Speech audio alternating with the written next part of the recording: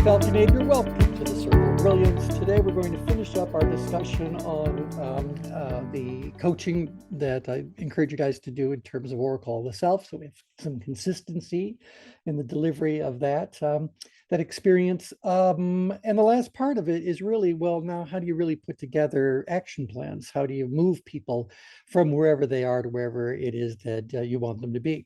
And couple times ago, we looked at that whole list of activities, and I had you guys very quickly identify ideal locations. Well, there was two reasons why I wanted to do that. One, it was helping one of our colleagues, but and it's a good, it's a good skilled exercise anyway.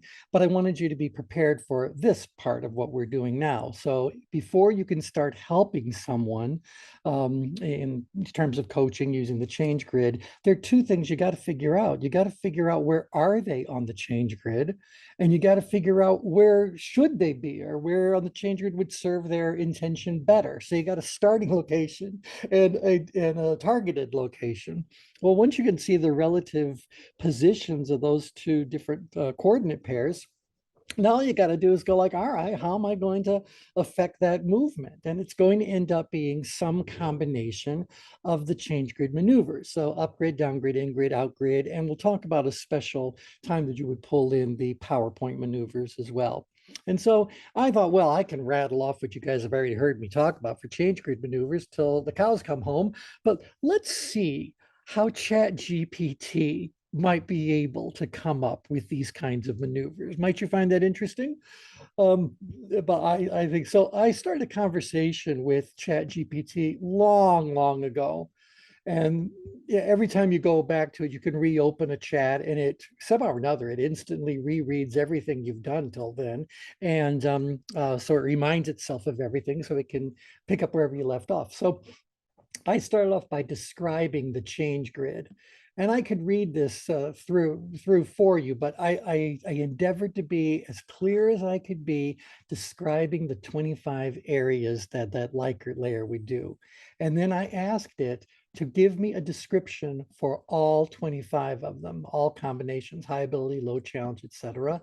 Once I knew that it could kind of do that, I then said, okay, go through the other 12. There's the 25 of them. Yeah. Okay, then they gave me the rest. That's fine. Okay. Then I said, I need your responses to reflect more subtleties and nuances as someone moves along the spectrum on either axis. Could you please rewrite item 1 from the list you've provided and flesh out a bit more insight and understanding? And so number 1, I think, would have been low. No, high ability, high challenge. So this is as far out grid as you can get. And it had said individuals who place themselves in this area are likely to feel confident and competent about achieving their goals while also acknowledging the significant challenges they may face. They are likely to have a growth mindset, see obstacles as opportunities to learn and grow, and be motivated by challenge. Okay, I gave it this one little description, and that fast it was able to deduce what that high ability, high challenge location of the change grid would be like. Somebody unmute and tell me whether that you find that impressive or not so much. Impressive is not the word. Yeah, I mean, it's astounding. This is why I've said to people that Chat GPT is showing itself, I used to say, to be the second best student I ever had. The best student I ever had is Stephen Magnol, but I got to tell you, ChatGPT is giving him a run for his money. I could explain the slightest element of a concept I had about the change grid, and Stephen could immediately kind of flesh it out and run with it. So he was totally clicked in, and still is. But I thought, all right, well, what could they do? So anyway, this is what it threw out. Well, as it starts to describe these different areas, it starts to repeat similar language. And so what I'm learning using this is I have to tell it, no, you can't use something more than once. We're trying to give precision description to what's going on. Anywho, so when I asked it to flesh that out, I said, I need your responses to reflect more subtleties and nuances. This is what it said for high ability, low challenge. High ability, low challenge. So this is the bottom part of apathy. Individuals who place themselves in this area may feel very confident in their abilities to handle the situation at hand and perceive the challenge involved as relatively low. As a result, they may approach the situation with a sense of calm and control and may even find it somewhat easy or routine. However, they may also need to guard against complacency or overconfidence, as they may not be fully challenged by the situation and may miss opportunities for growth or improvement. They may benefit from seeking out additional challenges or setting higher goals to further develop their skills and abilities.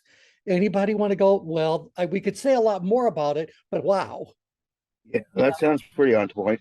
Yeah. T, what? Yeah, you agree with that? Yeah, you betcha.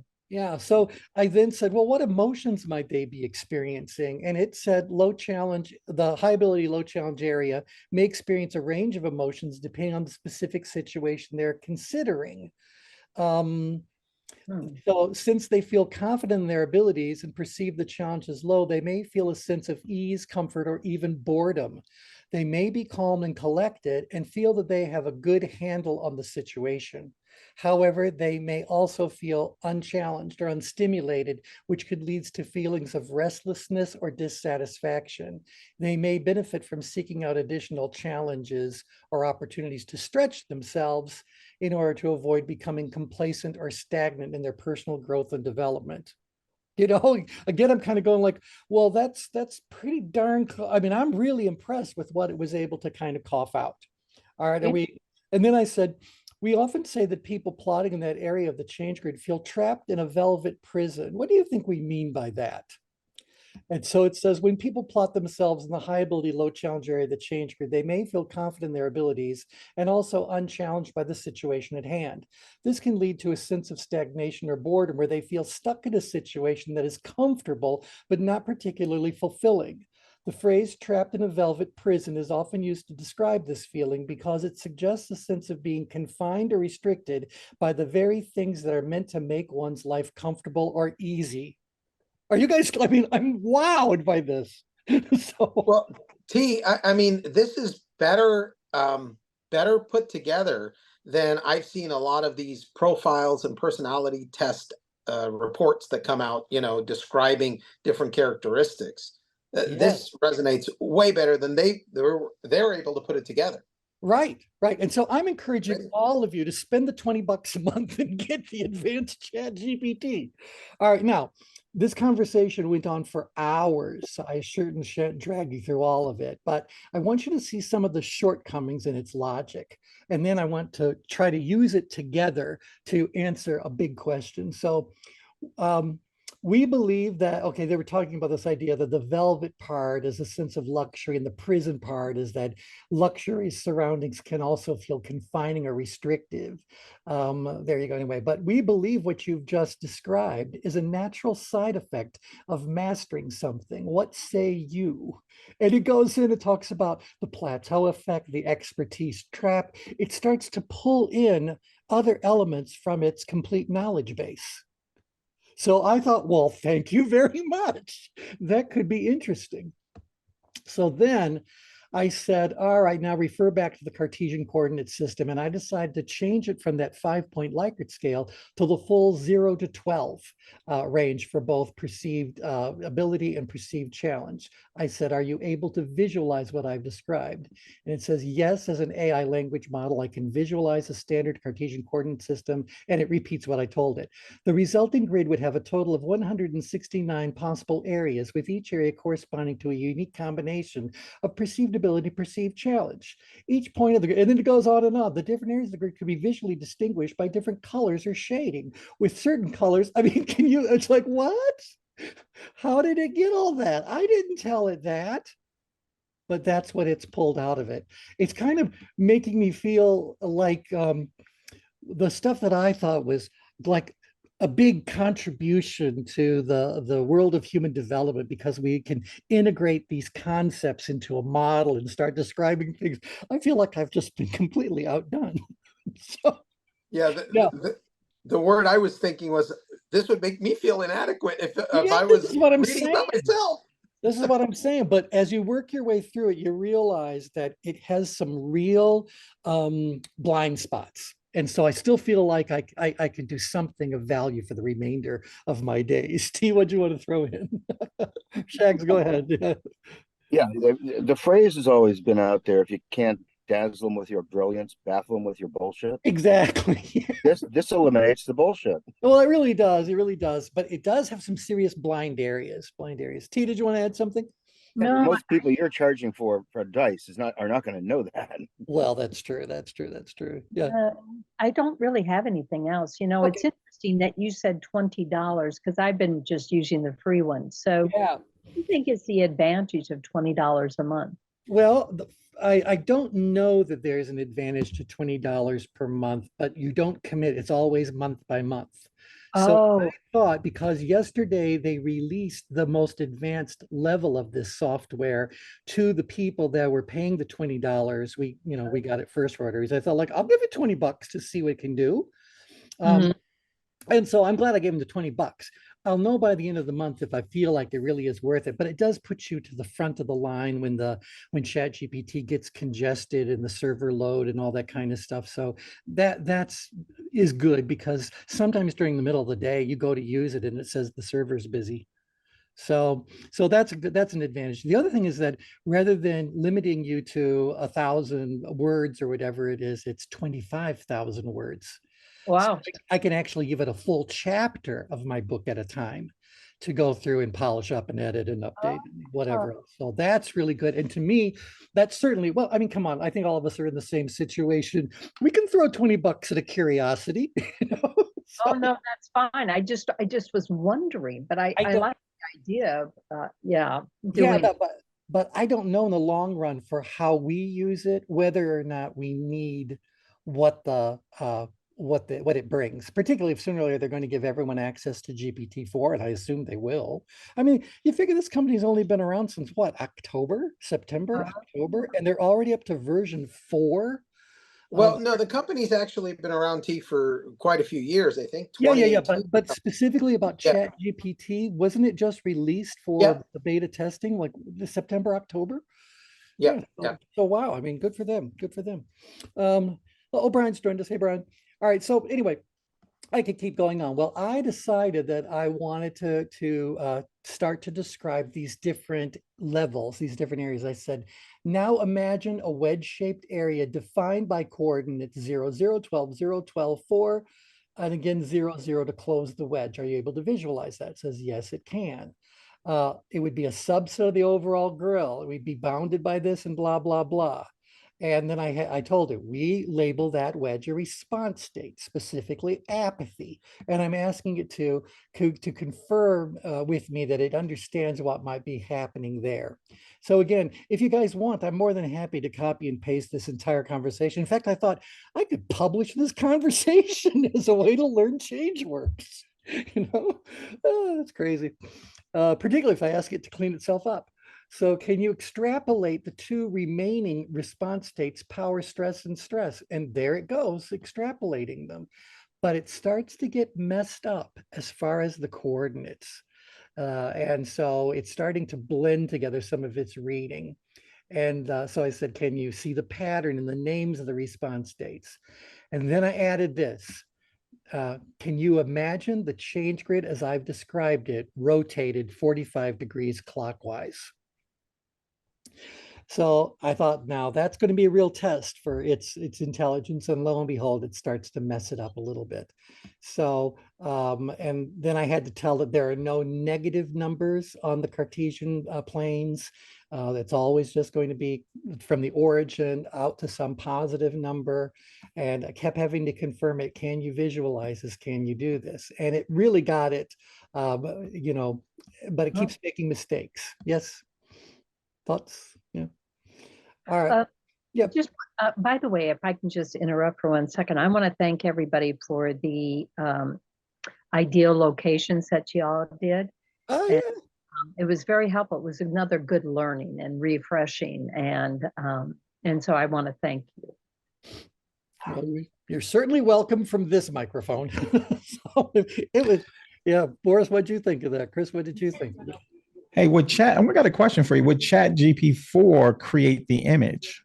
It can, but that's not an element they've released to us yet. Okay. It's Okay. going to come out very soon, and there's a couple of other things that it can do. By the way, you can just, what they did in the demonstration is someone drew a quick sketch of a website they wanted created. And I mean, it's scribbled, it's barely readable. They uploaded it to GPT-4 and said, build a website based on this. And within seconds, it had completely built out a full website in full HTML with full links, capabilities, et cetera, et cetera. Oh So, my Wow. yeah, I mean, it's both beautiful and terrifying at the same moment, you know? One other thing I found out, and I don't know the name of the system. I'm still trying to track it down, but there is another AI model like ChatGPT, but Yeah. for video and images. Yeah. And I saw that. so if you take, let's say, a script that you created in ChatGPT and import it over there, it Mm, will search, wherever it goes to find different images, stitches it all together into Yep. like a storyline, and it looks like somebody curated a video with that script, and it'll Yep. even do voiceovers. Yep. It's Yep. Yep. not the Yep. best Yep. No, voiceover. it's absolutely phenomenal because from that step, so you would go from ChatGPT or some other where you're really focusing on the content of it. Mhm. And then it goes through and as Jack just, no, that was Boris. As Boris Yeah. just described, it can actually find areas like I'm talking about coordinates and Cartesian coordinate. It would automatically go like, oh, we could put an illustration here, and it creates the illustration. And then I can now output that to Premiere Pro, which would turn it into a full-blown video. I'm sure there's other video creation software we'd export to as well. So yeah, I mean, there's still a learning curve. Make no mistake about it. This stuff is very, very powerful. But what I'm learning more and more is that your output that you're going to receive is completely tied to your input, and that should surprise nobody. So it's the ability to create the correct prompt that becomes vital to getting what you're really looking for quickly. So I saw that someone had introduced, let's see, was it called prompt engineering as a Yes. new career? Yeah. Cool. That's because there you do have to have a knack for it, and you do have to kind of learn some basics. Well, it's So, always been about the questions. And so this is all about the right questions on the input side. And there's some parameter things. I've seen people created documents on how you can put parameters in, and then tied to the question, it will really dial in the output yeah, perfectly. yeah, exactly, exactly. Even here, it's fun to say that you want to write this from the perspective of ... Pretend for a moment or assume for just a moment you're a whatever, and it will completely write it from that perspective. I think that's a really, really cool kind of thing it can do. And it can also, you could say stylistically, what kind of style you want it to be in. And that's becoming more and more sophisticated because I wanted to say, I need you to write this stuff in my style. And I do tend to write in a very conversational style. Again, I'm not trying to get an A on a term paper. I'm trying to connect with someone who's chosen to read this stuff. And I'd like it to come across as being as conversational as possible. The text editors that you can use, like Grammarly and all that, are determined to get you a good grade on a paper.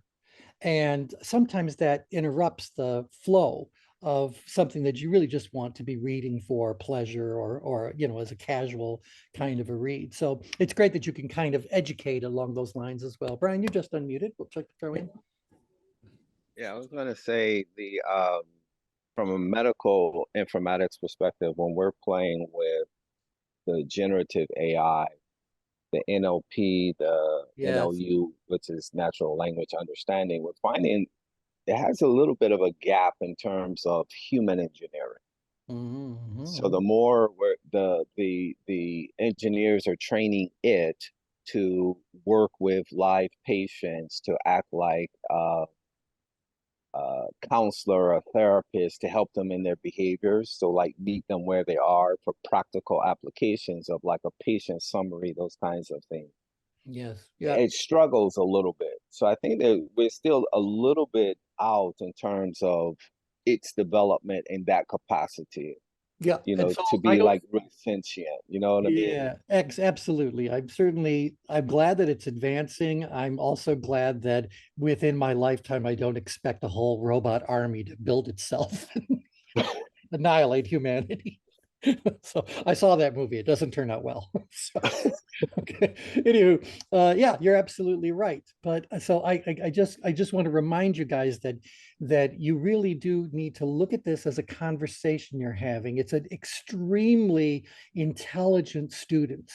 And it learns things very quickly. And then look how it's all even polite. I had to correct it. Once the tilt has happened, it needed to think of apathy as being at the bottom of the change grid. And so I said, look what it says to me. I apologize for my mistake earlier. Thank you for correcting me. You are correct. It's like, it's all so diplomatic. All right. And so then the 5 different response states, I said, now, can you describe how an individual plotting in each of those 5 response states might be thinking and feeling about a given situation? And here it goes, cranking right through. Stress. And it's right. It's absolutely right. But it says for apathy, a person in this state lacks both the ability and the motivation to perform well. They may feel resigned or defeated and may struggle to see any possibility of improving their situation. And that doesn't ring true. The rest we're doing well. But I said, in order to plot an apathy, the person may perceive their ability as extremely high and the challenge as extremely low. And then it kind of said, yes, it's correct, and went on. I thought, how diplomatic. And it pulls up Velvet Prison. I didn't know if that was trying to stroke my ego or it was just because they thought that fits in there. All right, and then what I had to do is at a certain point tell it that we need to be using more distinct language. We need to avoid repeating adjectives as we talk about different levels of tension or whatever, so that we can make them as distinct. And then, went on and on and on. And then I added this idea about intensity so I could add in drive. Again, I had to remind it, be careful not to use any adjectives. And that every description is unique and specific. Well, then I had to a little bit later on, I'm trying to do this quickly for you. Well, they decided to throw in Herman brain dominance. It's like, okay, thank you. So, but I said, set that aside for now and focus on only what we've covered in our chat. So what have you learned so far? And so it will tell you where it's at. So you can always check in with it. And so it goes on and on and on. But let's see if I can get here. At a certain point in time, I had to tell it that we don't read the layers one by one. We read through the stack of layers. And so they need to be able to follow that logic of reading through piles of things. Then I said, so going back to yes. Question. So I missed the start of the call. Is one of your motivations to teach Chat GPT so as others use it, it will pull from this resource of information or pull back to the conversations you're having? Okay, I don't even know that that's on, I gotta believe that's on somebody's drawing board, but right now, anything that we put into Chat GPT is not automatically added to its training knowledge base, because they want to make sure everything that's going to be added to that knowledge base is fully vetted. So that's the issue there. But yes, at a certain point in time, you would like to believe that we'll be able to contribute to this body of knowledge that these kinds of models are being trained on. But you guys all agree it has to be vetted, or what's the point? It's just going to be spitting out nonsense, and we don't need it to spit out nonsense. And again, as I think it was Shags or Boris pointed out earlier, there are strong competitors to Chat GPT. They may not be receiving the amount of attention Chat GPT gets, but nevertheless, they're there. And some of them don't put restrictions on it. So some of these things will just become really dark with you and really say terrible things and whatever, because they haven't kind of built the model to be more professional, more diplomatic, whatever it is. Okay, so I went on to teach it. There's the heart line that bisects it. I taught it layers 1, 2, and layer 10, which is for the Likert layer. I'm going all this kind of stuff. And then I had to tell it, The tone of this writing needs to be clear and authoritative. So eliminate soft statements like would likely be and simply tell it as it is. A person who rates both ability and challenge are very far outgrid in the power response state. They are very driven. So this is what I had to keep reminding it, that things like likely and maybe are soft statements. You must write this from my perspective, and I'm considered to be I decided to throw this in, although I guess it's actually true, the world's leading authority on productive tension and the creator of the change grid. So please be very direct, authoritative, and definitive, and avoid weak, tentative diplomatic language. I have great confidence in my work and great confidence in you. So it started to replace the softer language, but I had to keep going like likely. So, all right, splendid. Glad to hear it. Do you have any further questions? And I said, oh, we're just getting started. And so now this goes on for page after page after page. Again, you see, I still keep reminding it, likely and may. My apologies for the weak language. So yeah. So then I said, now can you give me the descriptions, not using a given adjective in more than one area, and the language must be authoritative, definitive, and decisive. And it did a pretty good job of doing that. Then it pulls in flow. So Csikszentmihalyi. And so I said, if by flow you mean the work of Csikszentmihalyi, that's actually limited to the heart line of power. So thank you. To be more precise, flow refers to a state of complete absorption and focused attention in an activity where one skills and its gives it. The state can occur at different levels of productive tension, including the heart line of power where one's skills are high and challenged. And then I said, I brought in Robert and Marilyn Harris Kriegel or Krieger, whatever it is. And then it knows the C zone. So it pulls in that as an overlay, and it's integrating that. It's integrating a bunch of overthing. And I said, so drone zone is same as apathy. So it's all that. So why then is the change grid a superior tool to both their work as well as the flow model? Okay. It says the change grid is a superior tool because it provides a more comprehensive and nuanced understanding of the various states of productive tension a person can experience. Unlike the flow model, which primarily focuses on the experience of optimal performance and engagement, the change grid encompasses a wide range of responses to challenge and adversity. Additionally, the Krieger C-zone model is limited in that it only identifies 3 basic response states, while the change grid identifies 5 distinct states, each with its own unique characteristics and potential outcomes. Overall, the change grid provides a more detailed and dynamic framework for understanding human responses to challenge and change. Wow, Wow. I'm saying I could use that. Really? So it goes on and on and on and on and on and on and on and on. So what I wanted to do today was just to kind of let you know that when I talk about using ChatGPT, I talk about using it as that trusted friend and counselor. You might need to educate a little bit, but do you think that as I was having this conversation, I was finding something useful out of it? Or was I just kind of, playing on the internet? No, I think this is really interesting stuff. Then I taught it about the different energies. Yes, go ahead. I was just going to say, when I used it, all of a sudden I thought, oh, I could try and use it for this. And then I forgot to start a new chat. And I kept going in the same thing. And then I remember Linda's kind words, start a new chat. Yeah. And I tell you, it's kind of almost addictive. It is. I mean, think about this. You're having an intelligent conversation with an intelligent friend who is not going to judge you. Yeah. Oh, yeah.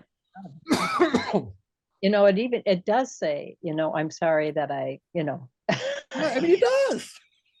It's very kind. It's very kind of gentle.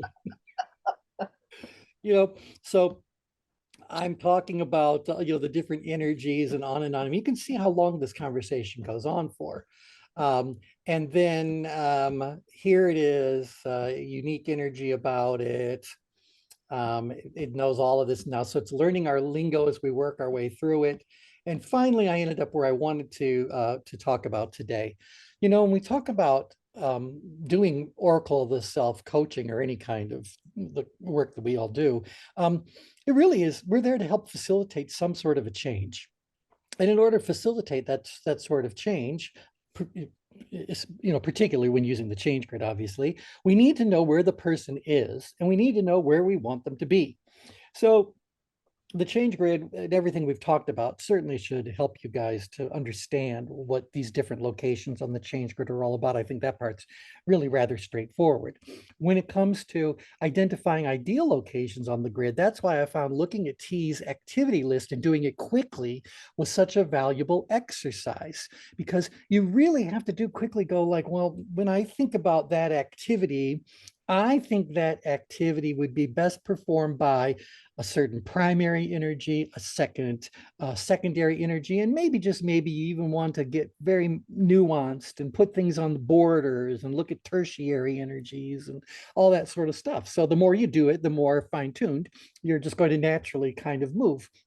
And so now we go like, all right, I know where they're at and I know where I want them to go. So now the question is, how do I move them there? Now, to that, I'd like to add one other thing that happened yesterday. I had a session with Tom Rosenak. I think he's been on a bunch of our calls, but he's one of our ChangeWorks, long-term ChangeWorks professionals. And he's putting together an activity list for, one of his client projects. And so I was just supposed to look it over and, give my input on the whole thing. And I said, it's really interesting that we've always said that the real skill in using the change grid is not about the ability to read a change grid. It's not really about the ability to figure out a better location. It's not even about how to move somebody from where they want to be. The absolute most powerful skill someone has to have in using the change grid or being any kind of a change agent, if you will, is we've got to be able to ask the right questions, right? Yeah. We are already prompt engineers when it comes to creating an activity list. We know that a subtle change in a verb can have a profound change in the meaning of that activity or the focus of that activity, right? And so I thought that was really interesting, T, as we were going through your list and as we were, I was going over Tom's list yesterday. It's kind of like there is great power in the definition of an activity. That's not even what I want to say. I want to say that the power of the change grid is dictated by the accuracy, the precision of the activity that we're asking someone, right? I don't know if those are the right words, but you guys get the point. It's like if we screw up at the activity level, well, how does that affect everything else that follows? Yeah, that's why we probably need to do more of what the exercise that the activity list that she sent over, because again, you're just showing this through this chat GPT, the idea of the value of input, right? So that has to start first, because then that helps shapes the potential value and a regenerative value upcoming. And so that input output relationship has to start with value first going in. Yeah, well, I think that, and this is something, haven't we all heard that our whole life? Hasn't that been like a principle, human learning for all along, garbage in, garbage out, and all that sort of Yeah, stuff. but we live in such a time though where I'm seeing that even here in Nicaragua, Oh, you're in it's like, Nicaragua. You got a good internet connection for Nicaragua. yeah, the people are like, overwhelmed and attention spans, and that's the kind of the nemesis of our time. Yeah. So everyone wants things quick, fast, easy, and to do the real work requires one to have a sense of reflection, and I think that has to start at the very beginning. Yep. We talk about the center of the change grid, right? So it starts with that centering perspective, and that helps you build from there. So I would think the input matters even greatly. It than matters the outcome. very, very much. And I think it's also, we have to, at a certain point in time, add in what is the context in which we're doing this? Because the advice I might give you for a situation happening in a business setting could be very different than the exact same plotting if it's a personal situation. I mean, I imagine there'd be they'd relate, but what I would actually give you in terms of exact advice is going to be different based on the context. I think it goes back to what you said too. I think the verb is extremely important because I used the word overseeing or something else, but it could, if I used overseeing versus directing, that gives a total different energy. Totally different. Yeah. Relatively speaking, oversee is very passive. And then I went from 55, activities down to 39. And like you said, it really should be around 26 so people don't get survey fatigue. Right. And so what are the most critical? Well, for her, all of these are critical and people don't even know she's doing these. And so it affects her effectiveness with others and how they see her ineffectiveness. Yeah. Well, and it makes you wonder if any executive can actually juggle 39 to 55 to 100 mission critical activities on the best of days, you know, and to stay balanced. Well, right. and then what Brian, he wants you to reflect too. Yeah, okay, right. between midnight and 1, but Right. it's a very difficult. And so I think, Very if you have some empathy from people, that helps at least. Yeah. Yep. So anyway, those are my Right, thoughts. And yes, I am working on the verbs. Yeah, that's it. So that, we're all becoming better activity engineers, prompt engineers. That's what it's really all about. And by the way, even on the Oracle itself, if you're doing this purely for self-application, if you've got something going on in your head where there's, trouble afoot and you're imagining this and all that kind of stuff, maybe you need to become your own prompt engineer in your own head and say, what is the real question I should be asking myself right now? What is the real mission critical activity here? Right. And that may take all that chaos of the mind and pull it into some sort of at least focus. And hopefully We that'll can name it like CQ for context quotient or intelligence or something like that.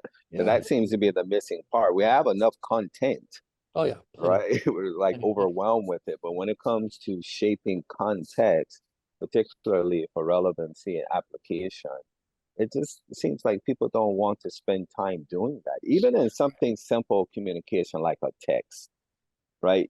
Texting isn't good in all conversations because you leave out the breadth of the context. So sometimes you actually have to have a conversation, not just simply through the text. Yes. Yep. Exactly.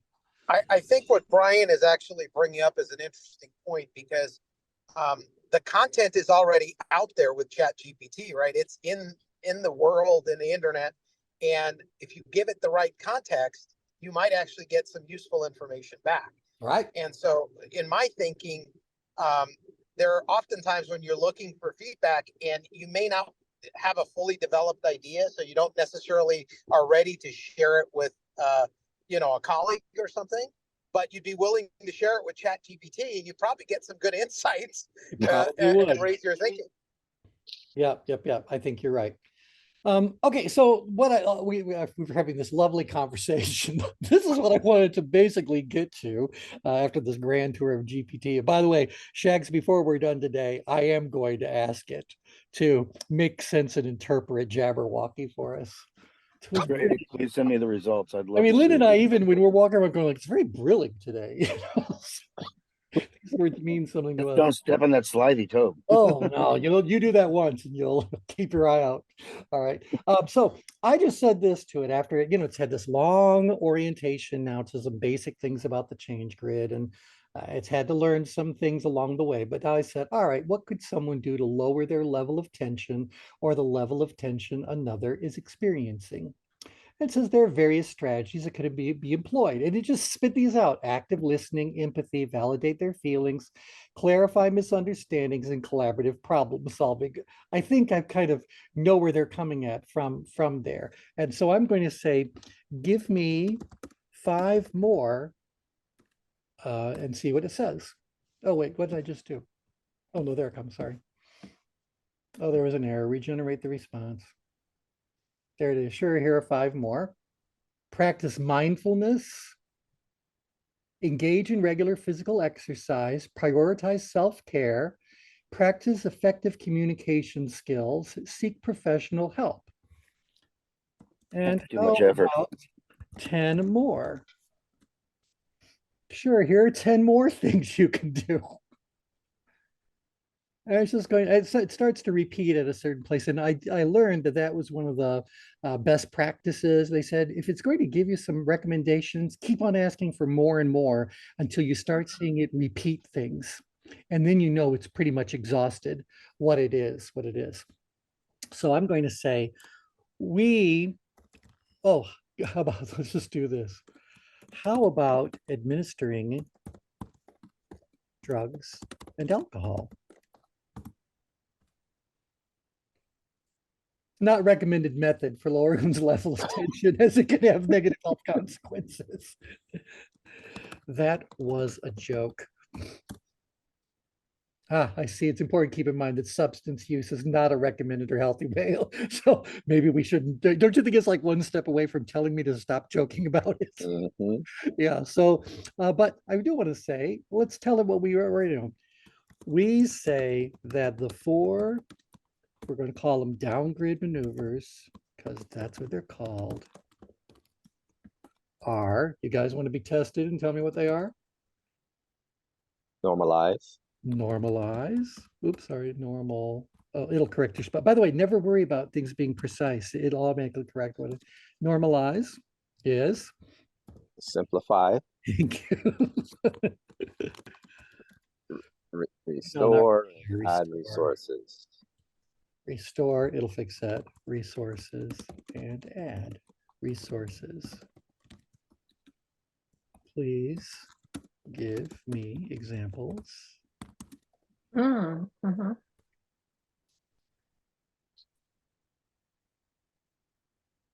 Now, I already disagree with number 1. Because it's saying that's all about stuff that I would say falls into. I go, can you guys see this? Shall I zoom in a little bit more? No, we can. It's Okay. visible. Oh, good Lord, it really did get big real fast. So normalize, this is about bringing order and structure to a situation. To me, that falls into simplifying. Well, It that's might- almost like what they do in process too, when they say normalizing it, getting it down to the simplest thing. Okay, all right. So so we'll add a follow-up question to all this. So implementing routine, a schedule, setting clear boundaries. Again, I would put all of that inside of simplify or even adding resources, because if you're going to provide someone with a structure, a roadmap, that does also fall in the category of adding resources. These don't have to be separate and distinct. Obviously, there's plenty of blends and gray areas and all that. But Simplify. see, if you teach it through like an example of each one, Yep. what it will then do Let's is it'll follow through and start to populate based on that example. So you're training it the context part again. yeah. So So normalize in our what am I saying? In our profession, I guess I'll throw that in because I don't feel. Parlance or Yeah, well, in yeah, the sense. yeah, is more about helping the individual feel as though, wait, what am I doing? Is normal is more about helping the individual. Oh, just a second. Obviously, I cut and pasted the wrong thing in the wrong spot and created a problem. We want to take it to there. Good. Pardon me, typing and talking at the same time. In our profession, is more about helping the individual feel as though what they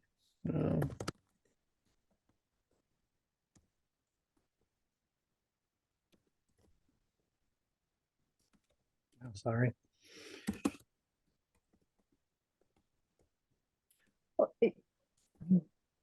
Yeah, I'm just going to throw this. Let's see what it does with all that. All right. Yes, go ahead.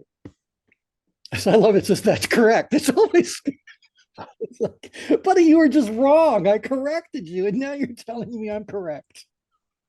And it's quoting your stuff. Yeah, that's fine. In the context of productive tension of the change grade, normalize refers to helping the individual understand their experience of tension is not abnormal or unique to them. It's a common experience. So if I said, give me an example from the world of adjustment to illness. Oh, adjustment to illness. So hopefully it'll understand what I meant. Oh, gotta scroll up sometimes. For example, if someone is diagnosed with a chronic illness such as diabetes, a healthcare provider may use the normalize maneuver to help the patient understand that many people live with diabetes and that there are many resources and tools available to help them manage their condition. By doing so, the healthcare provider can help the patient feel less alone and more empowered to manage their illness. Wow.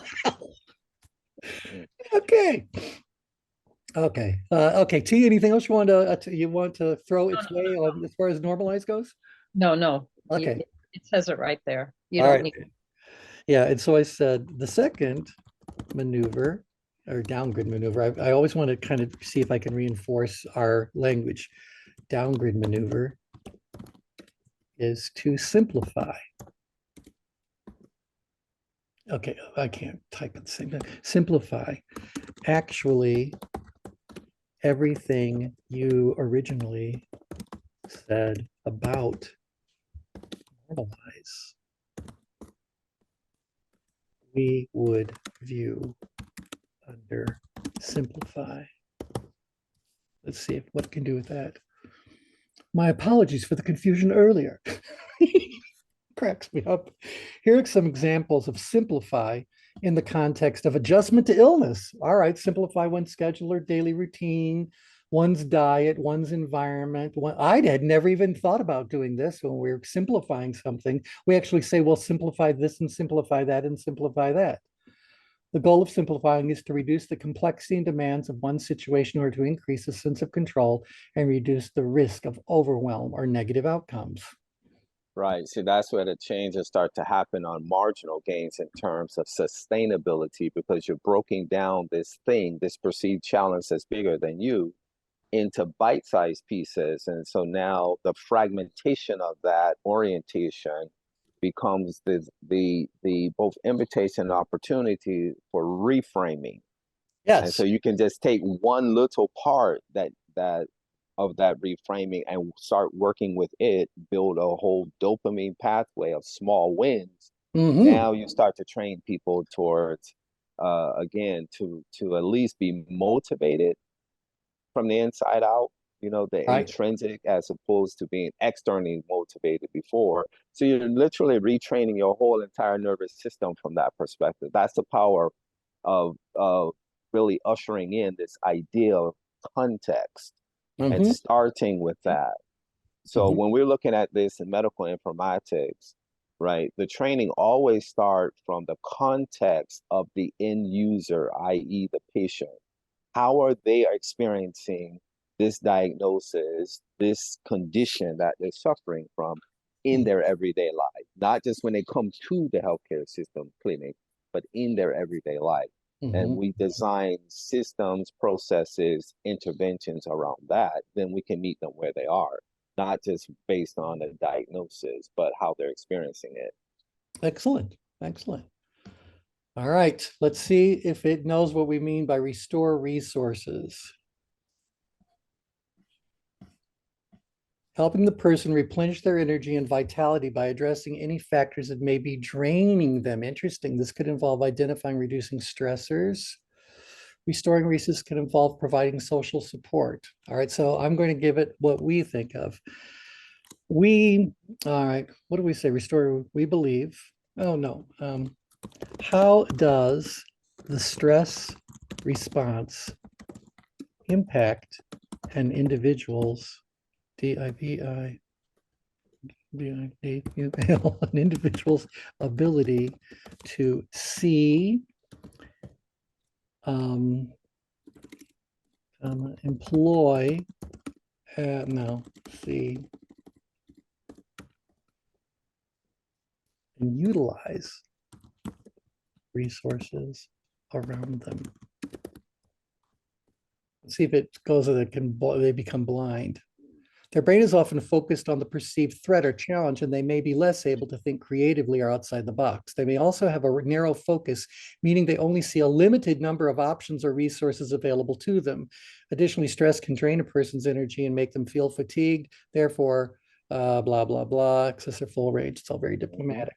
All right, so it's on the right track. So I'm good about that.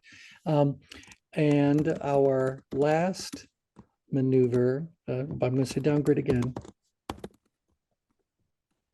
is to add resources. How is that different?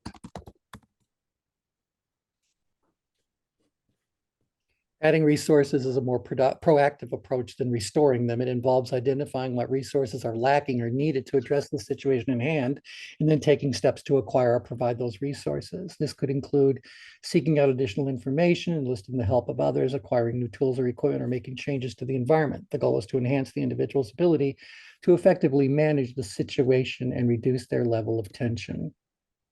Okay, so comma, if a person is up in stress, oops, what did I just do?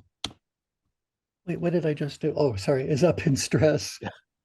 Something very strange just happened. So if a person is up in stress and I need them to make a very high quality decision, where do I need to move them on the change grid in terms of level? I'm so glad I would have corrected my spelling. Levels of tension.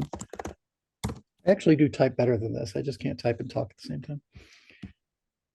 To help someone make a high quality, you would need to move them down into the power response state. This is because people in the power state are more focused, clear-headed, and better able to make decisions based on facts and data rather than emotion or stress. In contrast, people in stress, that's fine. It knows the difference. So what happens if I do too many downgrid maneuvers, E, U, V, E, or S, or do a single maneuver in too much detail?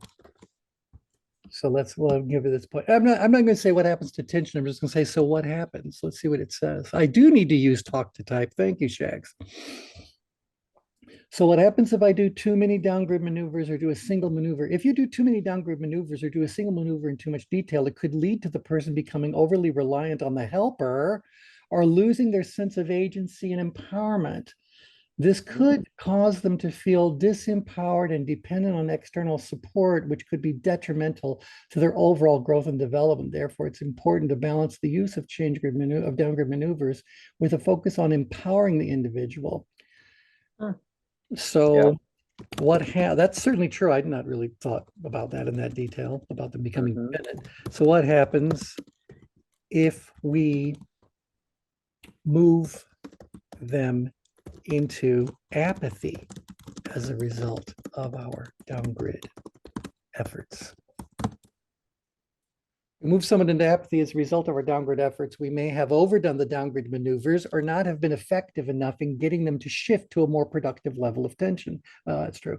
When someone is in apathy, they're disengaged, lack motivation. It's important to strike a balance. All right, so I'm kind of impressed with what it's been able to come up with really very little kind of education around it.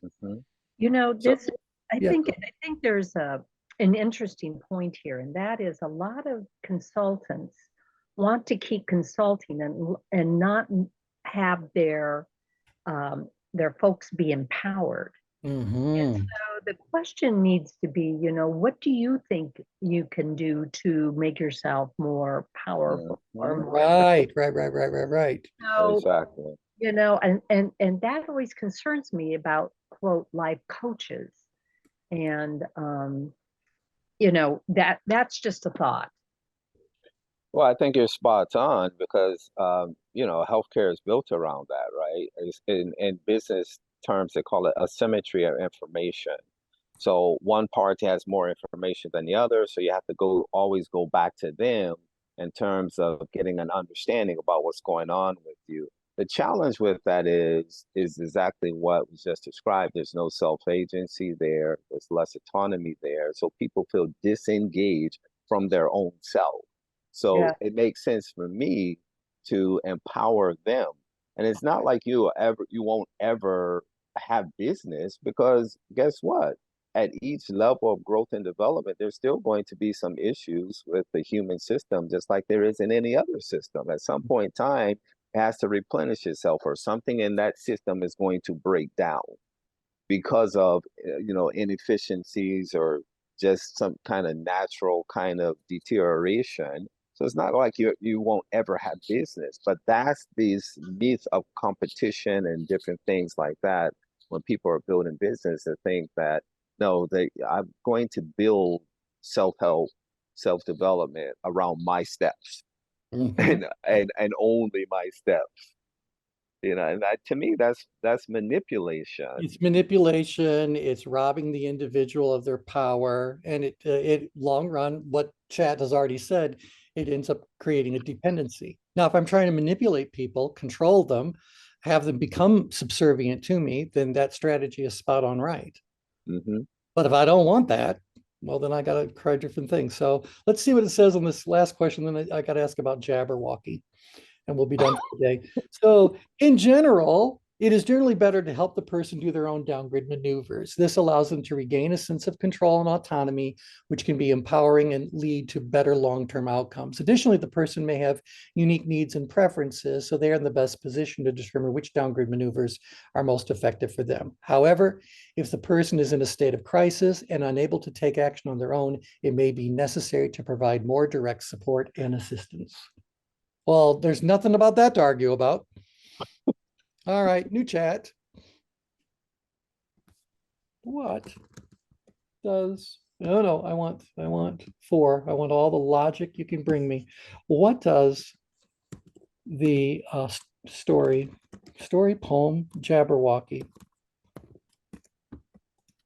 mean? Jabberwocky is a nonsense poem written by Lewis Carroll, which appears in his 1871 Through the Looking Glass. It's like they're just buying time. They're writing a term paper. Tell us what it means. The meaning of Jabberwocky is not straightforward, as it intended to be a piece of nonsensical literature. Now, I will show you one more thing it's going to do. Yeah, I don't need you to keep doing that, but I want to say, but what do you think those strange words mean? What is brillig?